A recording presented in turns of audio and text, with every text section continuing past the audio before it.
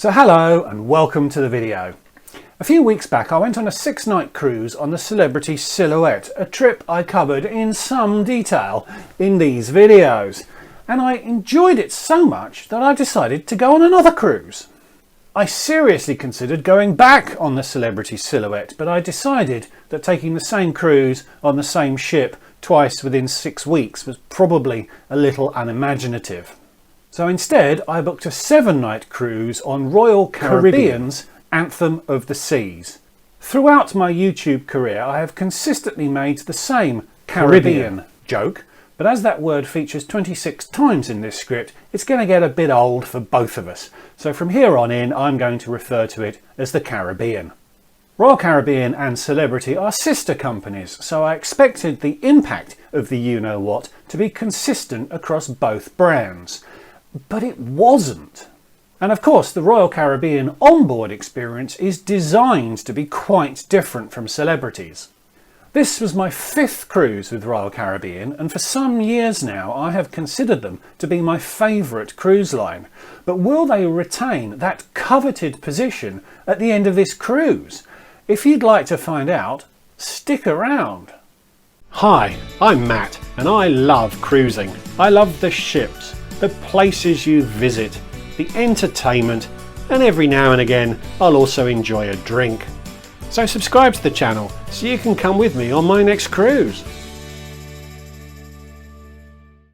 I made a video about what I consider to be the 6 differentiators of the Celebrity brand.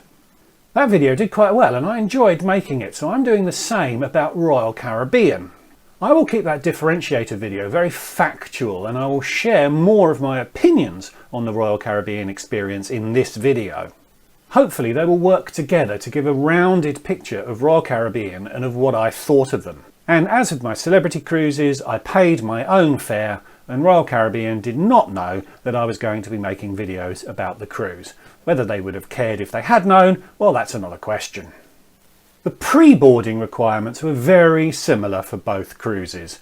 All over 18s needed to have been fully vaccinated and all passengers needed to show a negative PCR result taken within 3 days of the cruise. That's 3 days, not 72 hours. So if you're due to board at 2 p.m. on a Sunday, you can take your test at any time the preceding Thursday.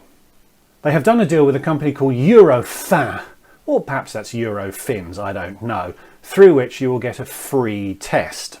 But their locations are a little limiting, and if they aren't convenient for you, you are free to get a PCR test at a place of your choice, and Royal Caribbean will reimburse you $140 towards the cost. I went to a Boots pharmacy for my test. The lady who administered the torture didn't want me to film her doing it, which is absolutely fine, but she was very pleasant, very apologetic, and the whole experience is over in a few short minutes. Results were promised within 48 hours. Mine arrived after 48 hours and 4 minutes, which was a little nerve shredding as that ended up being only 22 hours before I was due to board. There is a Eurofin facility at the Southampton port, which I think is a last resort option if your test is lost or if it comes back inconclusive. A word about the reimbursement. Celebrity wanted you to submit a receipt and they then reimbursed you after it had been reviewed. Mine came through about 3 weeks after the cruise.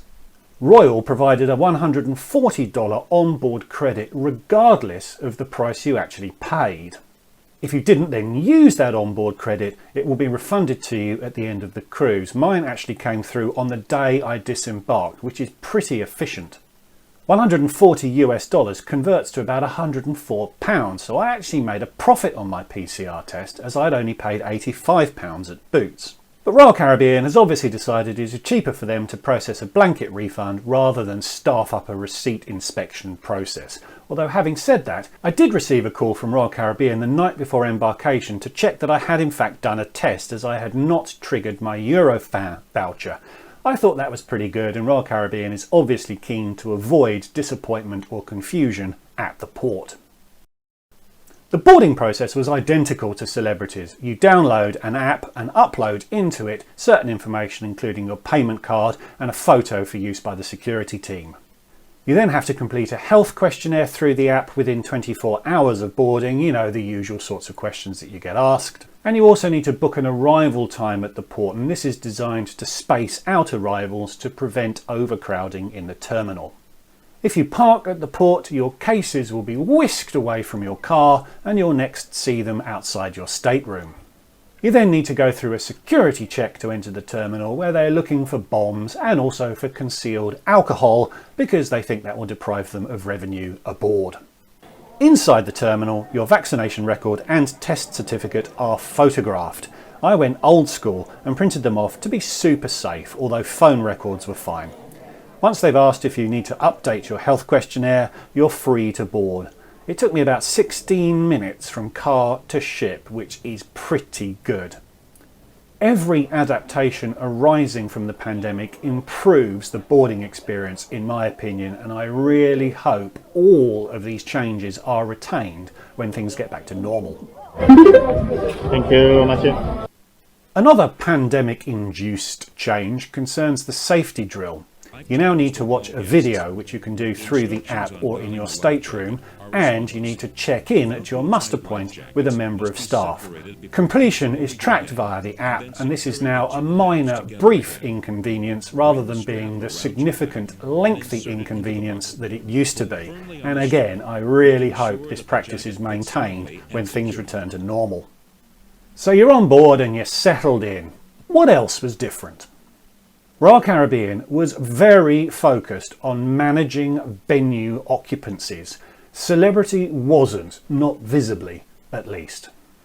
You needed to donk in and out of the Windjammer buffet with every visit, and you needed to reserve seats at all of the entertainment venues.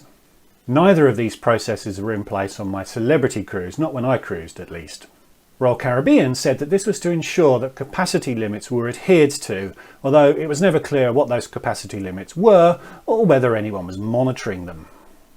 There was also a compulsory hand wash before entering the buffet. Celebrity was happy with a squirt of hand sanitizer.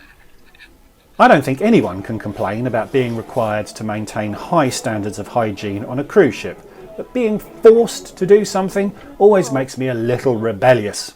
They'd then seat you rather than allowing you to seat yourselves, which, considering that no tables were set aside for social distancing, seemed like an unnecessary faff. Final comments on the buffet. Royal Caribbean has elected to close the buffet in the evenings, which I think is a pragmatic approach, given that there are plenty of other dining options available at that time of day. But I can see that it would irritate some people who don't enjoy the more formal dining options. And all food was served to you by crew rather than being available for you to self-serve. Talking about the crew, they have been seriously affected by this pandemic. Some of them had been aboard for 4 months without ever once having been able to set foot off the ship. I'm sure that would cause most of us to either mutiny or to find an axe and start swinging, but they knew the restrictions when they signed up, and the first group was actually allowed off the ship during my cruise, although they were only allowed off as far as the nearest supermarket. And although I hate to think it, let alone actually say it in a video, I think that this confinement was starting to affect the staff's enthusiasm for their jobs. There's also a reduced passenger count, 1,294 passengers on my cruise out of a capacity of 4,900. That reduces the tip pool, which means the staff are also earning less for the pleasure of being locked up on a ship thousands of miles from home. I can't criticise any of them as individuals, and I can't criticise Royal Caribbean for having to enforce these policies that are out of their control. But be aware that the relationship between passengers and crew has shifted subtly, and even small gestures of empathy were very, very well received. So let me complete my run through of changes arising from the pandemic, and with all of these it was exactly the same on the Celebrity ship. There was no singing or dancing allowed amongst passengers, so there were no theme nights or sail away parties. Lift capacity constraints were in place, no more than 4 people per lift. This was policed by the passengers themselves and was frequently ignored. And face masks were required when indoors, except when eating or drinking. Interestingly, the solarium area was considered to be outdoors by just about everyone. There was widespread non-compliance in the main theatre, despite pleas from the crew for us to wear our masks during performances. Unlike Celebrity a few weeks back, we were allowed off the ship into ports to travel independently, which was a very positive development. But unlike Celebrity, I didn't see any senior officers out and about during my cruise, and there was no captain or officer's reception. The crew tried very hard to release people from venues in a controlled manner to prevent congestion in public areas. And finally, in perhaps the most stringent interpretation of the rules, all books had been removed from the library. The library is really hard to find anyway, but if you take the trouble to do so, you'll end up disappointed. So that's probably enough about the you-know-what. So what about the ship itself and the experience? The ship is big. It is the 16th biggest ship afloat at 169,000 tonnes, and it's the biggest I've ever been on. With 1,300 passengers aboard, including 230 kids, it never felt busy, and you were always able to get a seat at the bar or a sun lounger wherever you wanted. The onboard experience would be radically different with 4 times as many passengers, and I frequently found myself wondering how challenging it would be to do what you wanted when the ship was full. When it is full, there is a real chance that you might not be able to see the shows that you wanted to see or to eat at the restaurant that you wanted to eat at, which would be extremely frustrating if you had paid a lot of money for the Royal Caribbean experience. And that is my conclusion about these bigger ships. They are designed to offer such a wide array of things to see and do that you shouldn't expect to see and do everything. After all, you wouldn't expect to see and do everything on your first visit to Las Vegas or Disney World. But that wasn't my expectation on boarding. Having cruised on smaller ships, including smaller Royal Caribbean ships, I've never struggled to see and do everything on offer. And I didn't enjoy being put under some pressure very early in the cruise to get my bookings in so that I would be able to see what I wanted. And even so, there were still a couple of shows that I didn't get to see. The other significant point is that the larger Royal Caribbean ships are designed very much with families in mind. A higher proportion of space is given over to kids and teen activities than I've seen on other ships, which is great if you're travelling with kids, but it gives proportionately less space for adult activities like bars and restaurants. There are fewer bars on the Anthem than there are on the Celebrity Silhouette, which has about half the passengers. But by devoting more space to activities, there are quite a few attractions. There was a flow rider, there was a skydiving simulator, there were dodgem cars, and there was the North Star aerial pod thingy. I didn't actually experience any of these firsthand myself, and I'll talk more about that in the differentiator video, but I did certainly enjoy watching others enjoy them. I'll talk more about the entertainment in that differentiators video, but I will repeat here that the quality of the entertainment was extremely high. The We Will Rock You show was superb, a little shorter than the West End version, but no less entertaining. All entertainers are now locked into long-term contracts aboard a single ship. Just like the crew, they have to do 2 weeks of quarantine when they board, and they are not allowed off the ship in ports. And they might only be performing for 2 hours a week. And I think that shows how keen these guys are to perform despite the restrictive conditions. And as I saw on the Celebrity recently, they seem to be as excited about performing as we were about seeing them. Quite remarkably, the cast of We Will Rock You included Kevin Kennedy, who is famous for having played the role of Curly in Coronation Street for 20 years. Either he really loves the We Will Rock You show, or he needs a new agent. There is a secondary performance venue aboard called the 270, and its feature show is called Spectra's Cabaret. This is a spectacle designed to take advantage of the superb technology that is available in that venue.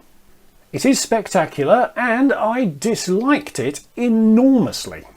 The storyline of the show was incoherent and it jumped around all over the place. 1 minute you're listening to pop hits and the next it's suddenly Indian music. It was just irritating. The volume was deafening, a criticism I had of I think all of the entertainment venues aboard the ship. and there were strobe effects that were actually really violent and were quite shocking. But it was spectacular, and a lot of people did seem to enjoy it. So I promised not to duplicate the content of that other video, so I'll start to wrap things up, but there will be a lot more about the ship coming up soon. The experience was impacted by the pandemic, and I found that Royal Caribbean's interpretation of the guidance was stricter and more intrusive than Celebrity's had been. And somehow I felt more aware of what I was missing on Royal Caribbean than I had on Celebrity. But having said that, the core cruising experience is still intact. But the issue I had was what that core cruising experience means on a larger Royal Caribbean ship. As I'll explain in my other video, you feel more like you're in a resort that happens to be on a ship rather than being on a ship that feels like a resort. And I concluded that I want a cruise to feel like a cruise, and I'm not sure that this one did. I've said before that there's no such thing as a bad cruise, just a badly chosen cruise, and I certainly had a good time on the Anthem of the Seas, but I'm not sure I would book it again, and I am sure that I would not book it if it was going to be full. I'd still like to experience one of Royal Caribbean's biggest ships, which are 50% bigger again than the Anthem of the Seas, but I will do so now with a much better expectation of what that experience will be like. And as the Royal Caribbean strategy is to operate more and more of these mega ships, I can't continue to hold them out as my favourite cruise line. That title does though stay within the Royal Caribbean group and moves across to Celebrity cruises, although there are still a fair number of brands that I haven't experienced that are eligible to take that title. I paid £933 for 7 nights single occupancy of a balcony cabin. There's still no single supplement being applied. I'll publish a cabin tour of my room in the next week or two. I then paid £335 to add the drinks package. That made this cruise quite a lot more expensive per night than my Celebrity cruise had been. So there you go. Give this video a like if you enjoyed it or if you got something from it. Really helps me out if you do so. Please leave me a comment because I would love to hear what you think about all of this. And as always, subscribe if you're new. So thanks for watching, and I'll see you all again in the next one. Goodbye.